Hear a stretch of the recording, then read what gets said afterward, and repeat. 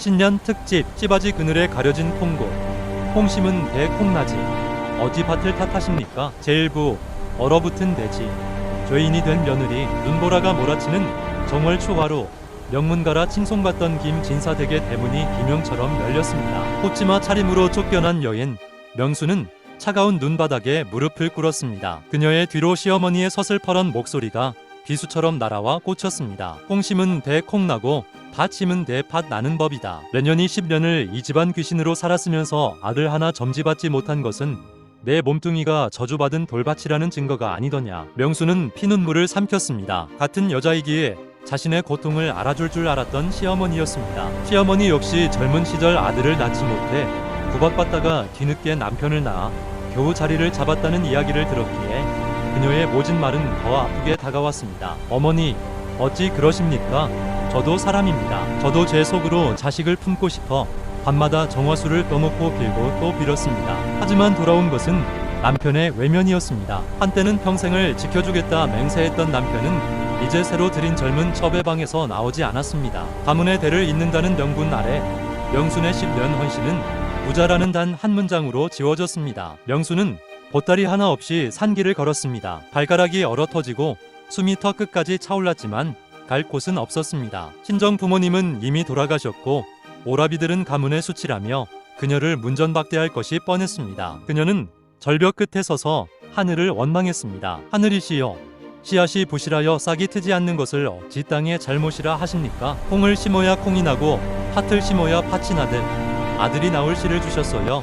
제가 아들을 낳았을 것 아닙니까? 신년 특집 씨바지로 버려진 며느리의 통구 콩심은 대콩나지 왜 밭을 탓하나. 제2부 산속의 원혼들 그리고 깨달음은 죽으려던 명순을 살린 것은 산속 동굴에 모여 살던 이름 없는 여인들이었습니다. 그들은 모두 명순과 같은 처지였습니다. 아들을 못 낳아서 혹은 남편의 바람기를 견디지 못해 도망친 버려진 여인들이었습니다. 그곳에 우두머리 격인 할미는 명순에게 쓴 약초 물을 건네며 말했습니다. 얘야, 억울해하지 마라. 이 땅의 여인들은 대대로 밭으로만 불렸다.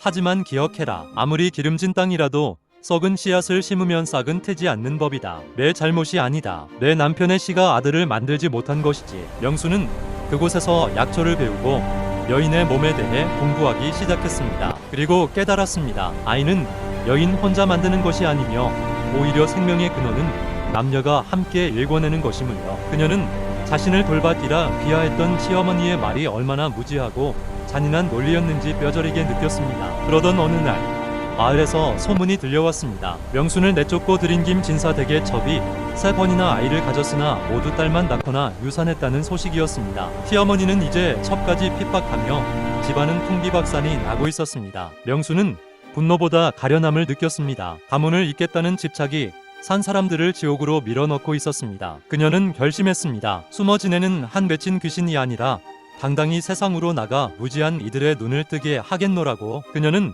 산속 여인들과 함께 약초방을 열어 여인들의 병을 고치고 그들의 억울한 마음을 달래주는 일을 시작했습니다. 신년 특집 씨바지로 버려진 며느리의 통곡 콩 심은 데 콩나지 왜 밭을 탓하나. 제3부 운명의 재회 그리고 위대한 승리. 명순의 약초방이 입소문을 타고 번지자 결국 그 소식은 열시대계까지 닿았습니다. 해가 끊길 위기에 처한 시어머니는 그 약초방의 주인이 자신이 내쫓은 며느리인 줄도 모르고 사람을 보냈습니다. 귀한 약을 써서라도 아들을 보게 해달라는 간청이었습니다. 명수는 정갈한 비단 옷을 입고 10년 만에 옛시댁의 문을 넘었습니다. 그녀를 알아본 시어머니와 남편은 경악했습니다. 네가 어찌 이 모습으로. 명수는 차분하게 앉아 남편의 맥을 짚었습니다. 그리고 모두가 보는 앞에서 단호하게 말했습니다. 어머니, 예전에 말씀하셨지요. 콩 심은 데 콩 나고 팥 심은 데 팥 난다고요. 이제 보니 이 집안의 씨앗 자체가 메말라 있었습니다. 때가 끊긴 것은 며느리들의 잘못이 아니라 부덕한 행실로 씨앗을 망친 아드님의 탓입니다. 시어머니는 사들부들 떨며 소리를 질렀지만 명순의 기계에 눌려 더 이상 말을 잇지 못했습니다. 명순은 처방전 대신 빈 종이를 건넸습니다. 이제 더 이상 여인들을 죄인으로 만들지 마십시오. 사람이 살아야 돼도 있는 법입니다. 저는 이제 이 집안의 며느리가 아니라 수많은 여인의 생명을 살리는 의원으로 살 것입니다. 명수는 미련 없이 대문을 나섰습니다. 등 뒤에서 통곡하는 시어머니의 소리가 들렸지만 그것은 더 이상 명순의 한이 아니었습니다. 그녀는 자신을 따르는 수많은 여인과 함께 태양이 내리쬐는 길을 걸어갔습니다. 여인의 한은 5천년을 흘러왔으나 이제 우리는 스스로 길을 낼 것이다. 명순의 이야기는 그 후로도 전설처럼 내려왔습니다. 아들을 낳지 못해 쫓겨난 여인이 아니라 무지한 세상을 깨치고 스스로 일어선 위대한 여성의 역사로 기록되었습니다.